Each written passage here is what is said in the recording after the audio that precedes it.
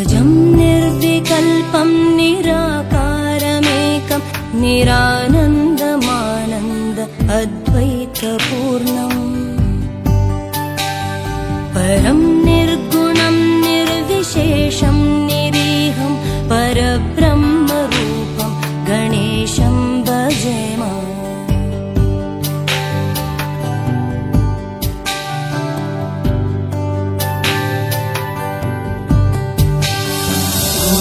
गुणातीतमानं चिदानन्दरूपं चिदाभासकं सर्वगं ज्ञानगम्यम् मुनिध्येयमाकाशरूपं परेशं परब्रह्मरूपं गणेशं भजेम।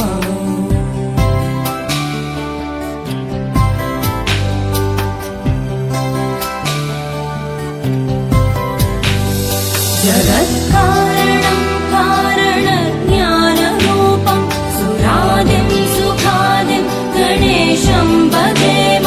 जगद्व्यापिनं विश्ववन्द्यं सुरेशं परब्रह्मरूपं गणेशं भजेम।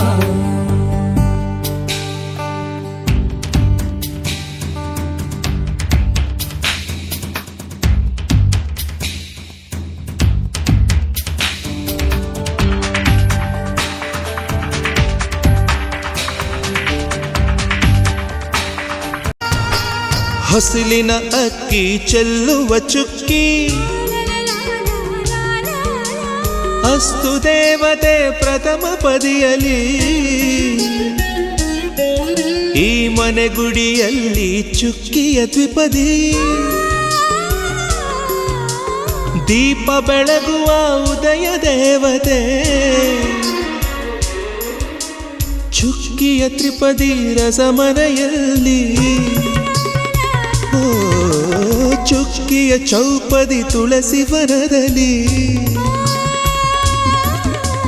ಪಂಚಪದಿ ಪ್ರಿಯನೋಲಗದಲ್ಲಿ ಯಾರಿಟ್ಟರಿ ಚುಕ್ಕಿ ಯಾರ್ ಕಿಟ್ಟರಿ ಚುಕ್ಕಿ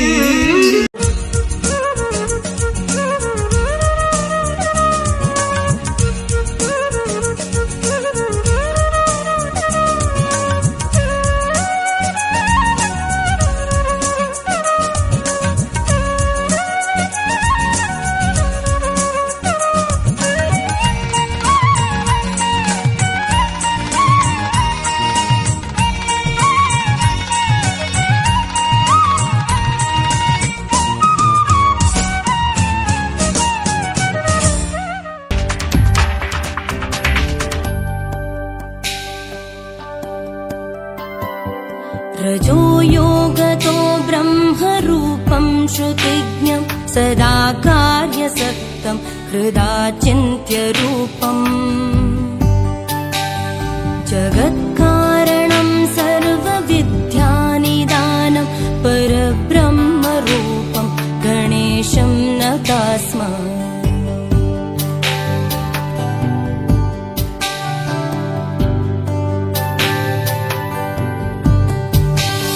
सदा सत्ययोग्यं मुदा क्रीडमानं सुरारेन् हरन्तं जगत्पालयन्तम् अनेकावतारं निजज्ञानहारं सदा विश्वरूपं गणेशं नमामः।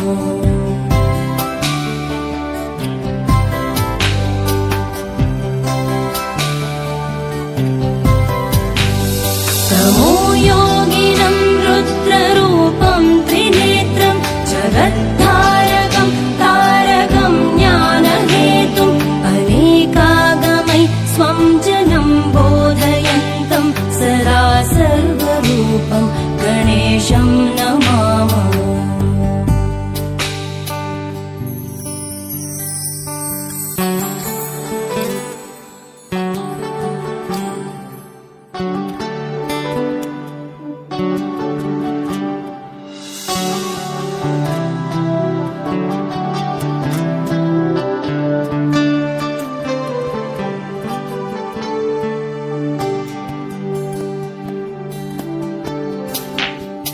नमस्तोमहारं जनज्ञानहारं त्रयीवेदसारं परब्रह्मसारम्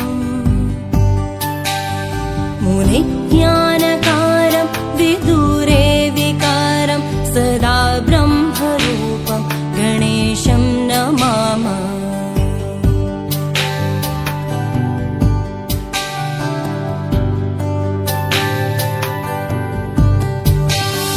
निजैरोषधीतर्पयन्तं कराद्योऽसुरोगान् कलाभि सुदाश्राविणीभि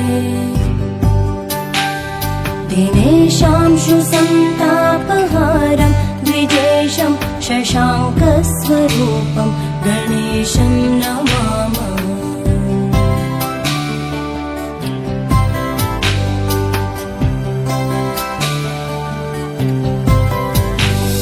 प्रकाशस्वरूपं नमो वायुरूपं विकारादिहेतुं कलाधारभूतम् अनेकक्रियानेकशक्तिस्वरूपं सदा शक्तिरूपं गणेशं नमामः।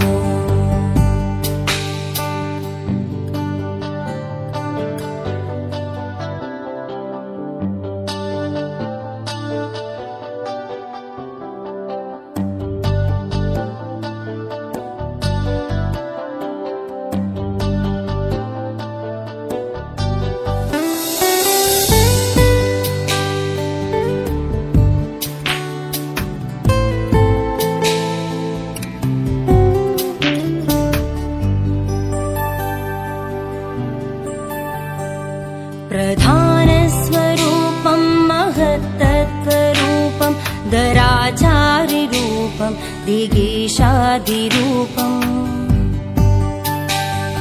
असत्सत्स्वरूपं जगद्देतुरूपं सदा विश्वरूपं गणेशं नतास्म।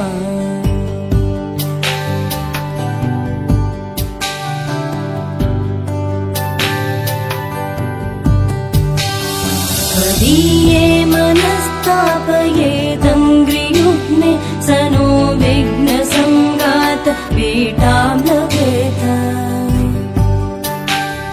लसत्सूर्यबिम्बे विशाले स्थितोऽयं जनो ध्वान्तपीठां कथं वा लभेत।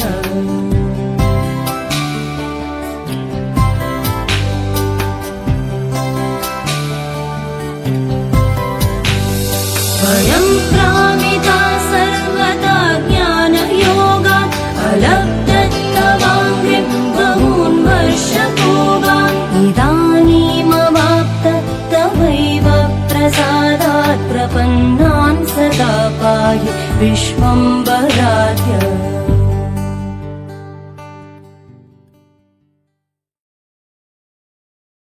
अजं निर्विकल्पं निराकारमेकं निरानन्दमानन्द अद्वैतपूर्णम्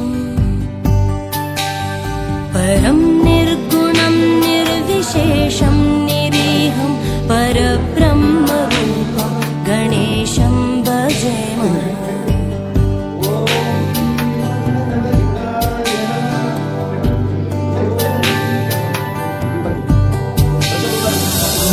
गुणातीतमानं चिदानन्दरूपं चिदाभासकं सर्वगं ज्ञानगम्यम्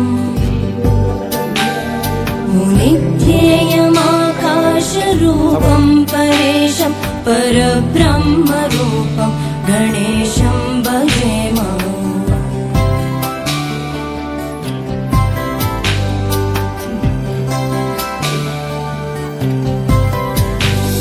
जगत्कारणं कारणज्ञानरूपं सुरादिं सुखादिं गणेशं भजेम।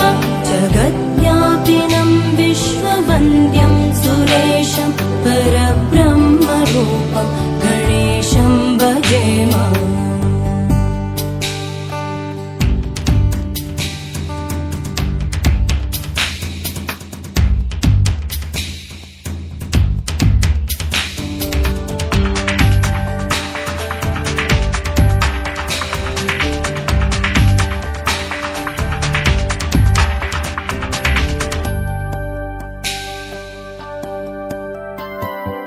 रजो योगतो ब्रह्मरूपं श्रुतिज्ञं सदा कार्यसक्तं हृदाचिन्त्यरूपम्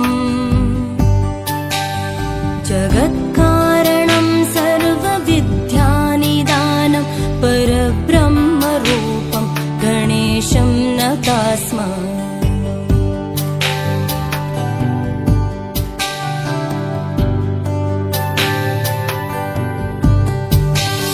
सदा सत्ययोग्यं मुदा क्रीडमानं सुरारेन् हरन्तं जगत्पालयन्तम्